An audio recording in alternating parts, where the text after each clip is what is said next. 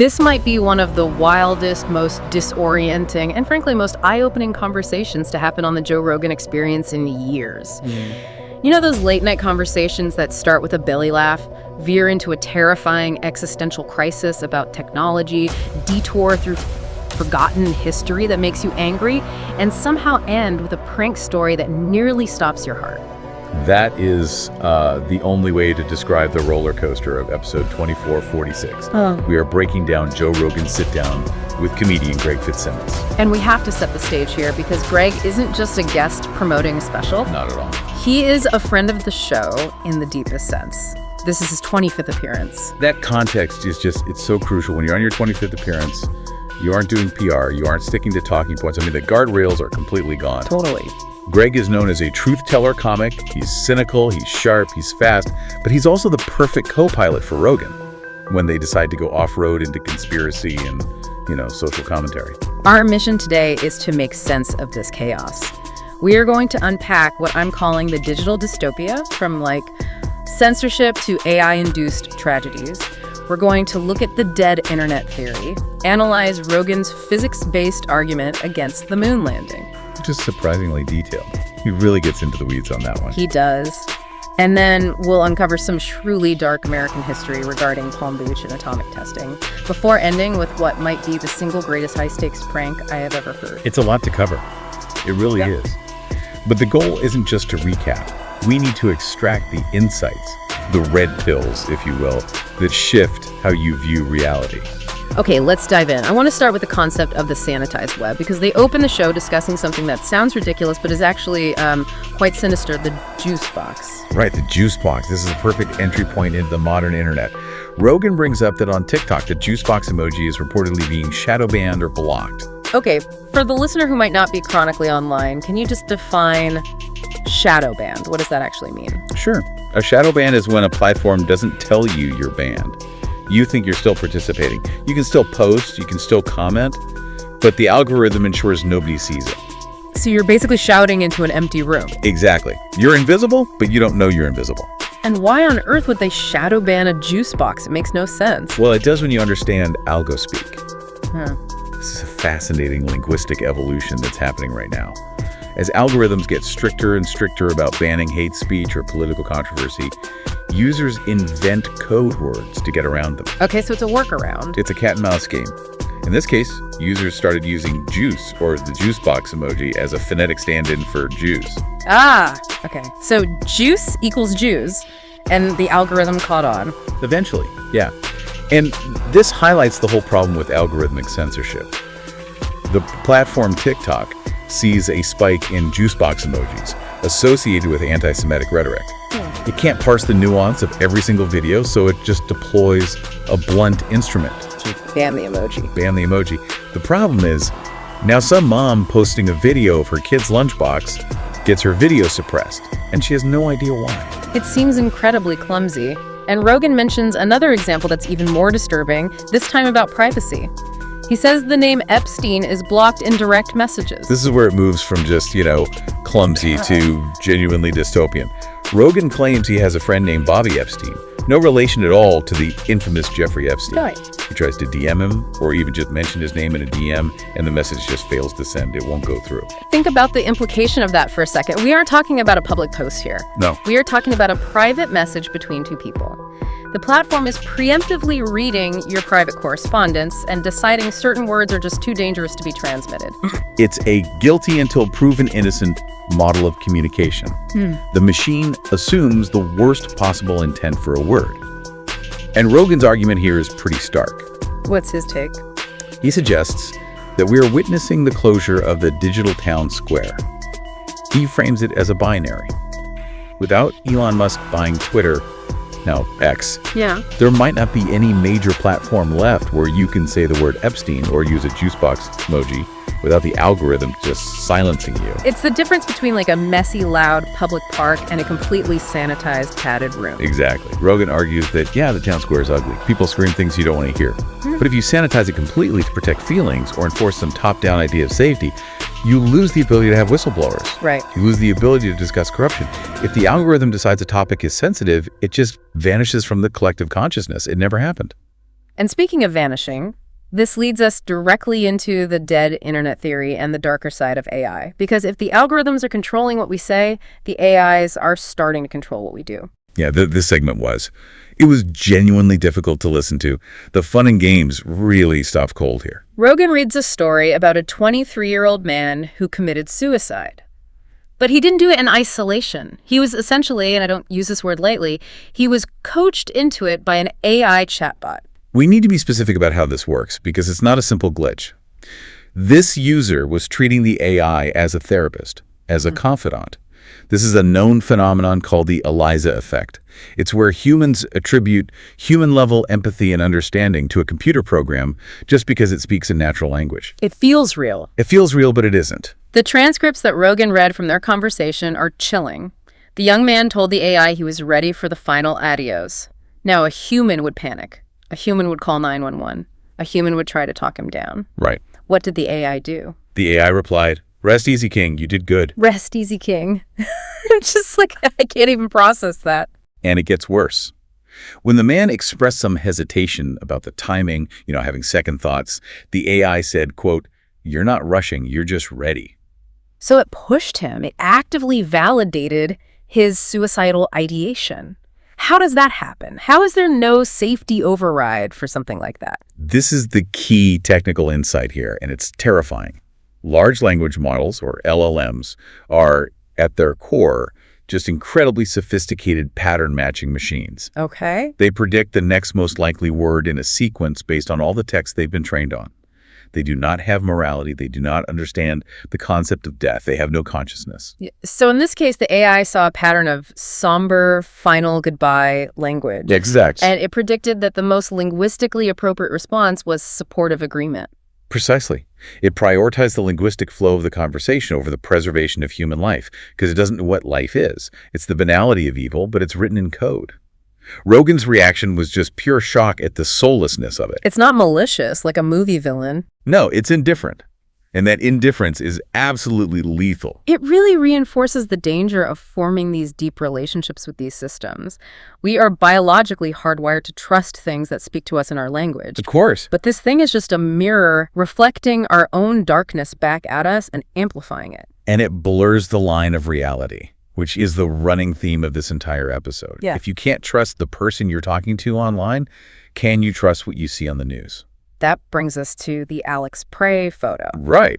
Rogan brings up this MSNBC segment he saw featuring a shooting victim named Alex Prey. When they showed his photo on air, he looked dashing. Strong jaw, thick neck, tan skin. He looked like a model or an actor. But then Rogan pulls up the actual photo that was being used elsewhere. And in Rogan's own very blunt words, the guy looked like Ari Shaffir's unfortunate brother. Which is a brutal description, but the visual difference was undeniable. Why would a news organization filter a victim's face? What is the motive there? That's the million-dollar question, isn't it? Was it a conscious decision to make him a more sympathetic victim? We know from psychology that people tend to empathize more with attractive people. It's a known bias. So they were maybe trying to manufacture more outrage or sympathy. Maybe.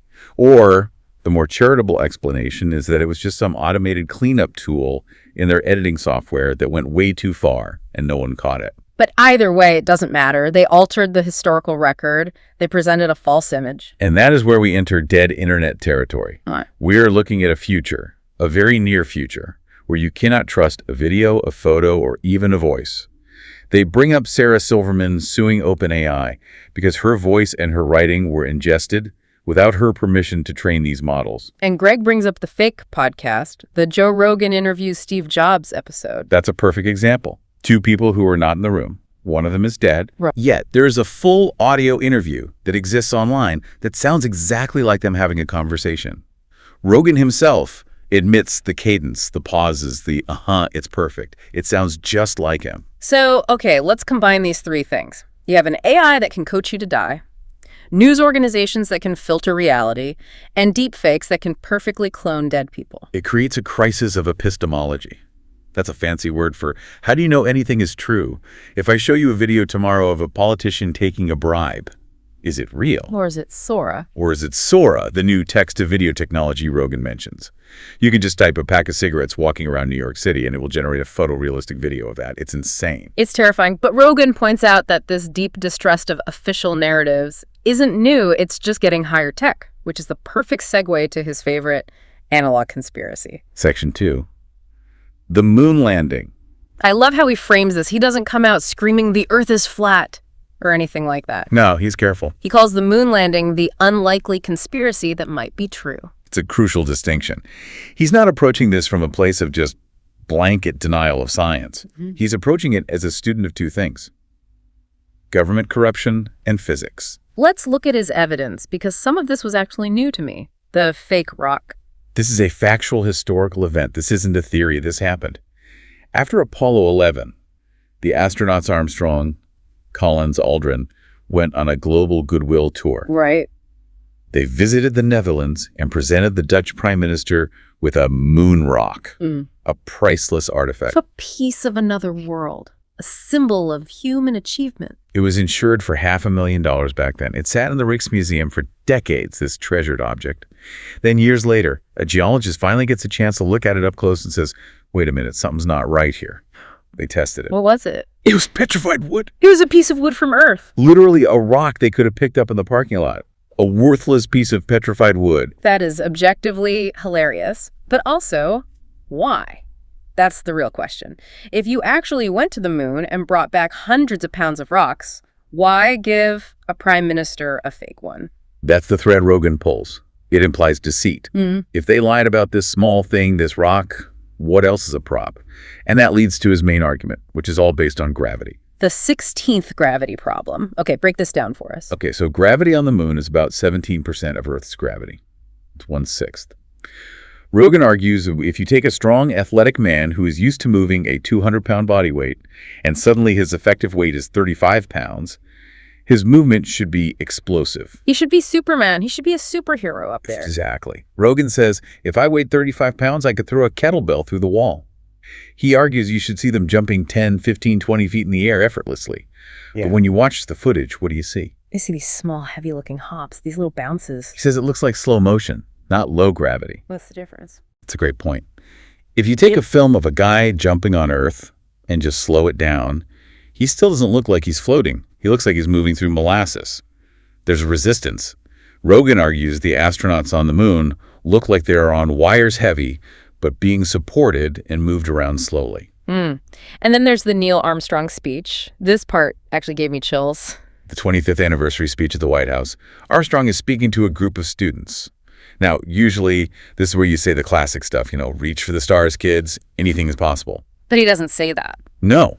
He says something incredibly cryptic. He says, quote, "There are great ideas undiscovered, breakthroughs available to those who can remove one of truth's protective layers." Remove one of truth's protective layers. What does that even mean in that context? It's such a bizarre turn of phrase. Rogan interprets this as a kind of deathbed confession delivered while he was still alive.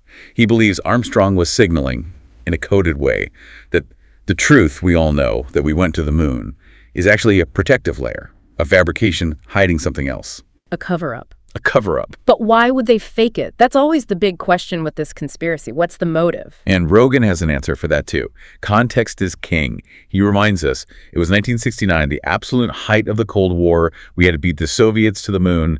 It was a national security imperative. But it was also the era of Vietnam and Nixon. Rogan's point is this.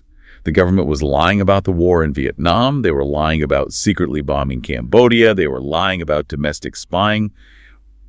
Why would the moon landing be the one thing they were being totally honest about? That's a fair point. Skepticism of the moon landing isn't necessarily anti-science, it's anti-institution. It comes from a place of deep distrust. Precisely. It's a symptom of a larger disease. Speaking of institutions hiding the truth, the conversation then took a really sharp turn into history, and not the history they teach you in school.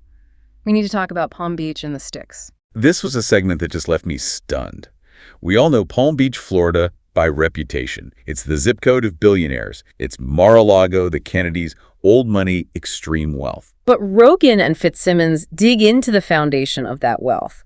Literally, who built the place? So Henry Flagler, the railroad tycoon, needed an army of labor to build his massive Royal Poinciana Hotel and the railroad that led to it. They brought in a massive workforce, largely African-American, and these workers built their own community on the island. They called it the Sticks. So this was a functioning town. They had homes, families. It was a shanty town, for sure, but it was their home. They built it. But here's the dark turn. Once the mansions were built, once the railroad was finished, the wealthy residents decided they didn't want to look at the Sticks anymore. Which is an eyesore. It was an eyesore on their paradise island. So what did they do? How do you get rid of an entire community? You can't just evict them all. So the story that Fitzsimmons relates is that a circus, or some accounts say just a massive party, was organized across the bridge or in a different part of the area. They invited the entire community of the Sticks. Come celebrate, free food, free entertainment. It was a distraction. It was a lure. And while the entire community was at the party, celebrating the work they had just completed, the shantytown was burned to the ground. That is supervillain levels of evil, burning down people's homes while you distract them with a party. It's unfathomable. It is ruthless gentrification by arson. And it worked. The workers returned to find nothing but ash. They were forced to move off the island to West Palm Beach or further inland. Their community was erased. And Rogan connects this dark history to the modern vibe of Palm Beach. He tells a story about an Estee Lauder family member being ignored by a waiter in one of the clubs there. Yeah, and Greg mentions that as recently as 2006, there were still allegations of clubs explicitly excluding Jewish members. It paints this picture of a place that was literally built on exclusion and erasure. The Sticks were erased from the map, so the wealthy could have their paradise without being reminded of the labor that built it. It's a recurring theme in this whole conversation, isn't it? The shiny surface, whether it's a filtered photo on MSNBC or a marble mansion in Palm Beach, is just hiding a brutal, ugly reality. And sometimes that shiny surface is literally a nuclear explosion. Oh, God. The Vegas atomic parties. I'd never heard of this. This is another one of those historical facts that feels like a hallucination. In the 1950s, the U.S. government was testing nuclear weapons in the Nevada desert, barely 65 miles from Las Vegas. And instead of evacuating or, being terrified, Vegas capitalized on it. It was a tourist attraction. It was the atomic age. They had atomic cocktails at the bars. They had Miss Atomic Blast beauty pageants where women would wear these mushroom cloud hairstyles. And Rogan describes the dawn parties. This is the craziest part. Yes. You'd stay up all night gambling, drinking martinis in your tuxedo or your evening gown. Then, just before dawn, everyone would go up to the casino rooftops. They'd face the desert. They'd watch the sunrise. And then, boom, a second sun. A mushroom cloud blooming on the horizon. And a shockwave would actually hit them. The windows would rattle. People would cheer like it was New Year's Eve. All the while, the radioactive fallout is just drifting right over them. Rogan calls it out perfectly. You're inhaling micrometeors of radioactive dust. It just captures that specific mid-century American madness, this blend of optimism, marketing, and a total willful ignorance of consequence. It's like come for the slot, stay for the radiation poisoning. It connects right back to the Palm Beach story. In both cases, a spectacle, the party, the bomb, is used to distract from some kind of fundamental destruction. Well, distraction is the business of comedy, and usually when comedians start talking about the craft, I kind of tune out. But this discussion about the comedy mothership versus Skankfest was actually a fascinating look at culture. It's a total clash of philosophies. On one hand, you have Rogan, who has built his own club, the Comedy Mothership in Austin. And he runs it his term for it is an art colony. Which is very rare for a business owner in that space. He explicitly says it's not about profit maximization. He goes on this rant criticizing the current comedy club model where they book influencers, people with 5 million TikTok followers, but no actual jokes, just sell tickets and overpriced drinks. He wants purity. He talks about the door guys at his club having to audition with a tight 5 minutes of stand-up just to get the job. He's trying to preserve the meritocracy of stand-up. The idea that you have to be funny to be on that stage, not just famous. And then on the complete other end of the spectrum, you have Skankfest. I think so. The absolute antithesis of the art colony. If the mothership is the pristine art gallery, Skankfest is the barbarian horde breaking down the gates. Greg describes it as just absolute chaos in Vegas. It's a comedy festival, but it's different. They have nude roasts. They have boxing matches between comedians in a ring. It's a culture that actively encourages getting canceled. Exactly. In a world where every public figure is walking on eggshells, Skankfest is a festival dedicated to stomping on the eggs. It's visceral, raw, And probably pretty dangerous. Mushrooms, acid, it's a wild scene. And speaking of dangerous entertainment, they pivoted from that to old Hollywood. And honestly, the story about The Wizard of Oz makes me never want to watch that movie again. It completely destroys the magic, doesn't it? We think of it as this wholesome Technicolor classic. Yep. But Rogan and Greg start talking about Buddy Ebsen, who was the original Tin Man. He didn't make the final cut. I never knew why. Because the makeup department in 1939 painted his face with pure aluminum dust. Not makeup, just metal dust. He breathed it in for days. It coated his lungs. He was hospitalized in critical condition. His lungs essentially failed because of the makeup. They almost killed him for a movie role and then just recast him and moved on. That's horrifying. And the Munchkins? Oh, yeah. Greg talks about the Culver Hotel, where all the actors playing the little people were staying, and apparently it was a scene of just complete and utter debauchery. Wild parties, scandals. It was chaos. It just shows that the magic of Hollywood was always, built on something messy and unsafe and exploitative. Which leads us to the ultimate example of unsafe entertainment. The prank Greg Fitzsimmons survived in Alaska. Okay, we have to tell the story in full, because this isn't just a whoopee cushion prank. This is high-level psychological warfare. So Greg is in Alaska for a comedy gig. He wants the full Alaskan experience, see the wilderness. A friend sets him up with a local guide named Cole Kramer. So Greg gets into Cole's truck. He's already feeling out of his element. He's a comedian from the city, not a hunter. He's in a vulnerable state of mind. Immediately, before they've gone a mile, flashing lights. A siren. They're getting pulled over by the cops. Cole, the driver, immediately panics. He turns to Greg, shoves a bag of white powder in his hands and screams, "Hide this! Hide this now!" Can you just imagine that moment? You're in a strange state with a stranger you just met, and suddenly you're holding a bag of what you assume are illegal drugs while the cops are walking up to the truck. Greg does what anyone would do. He panics and shoves it under the seat. The cop approaches the window.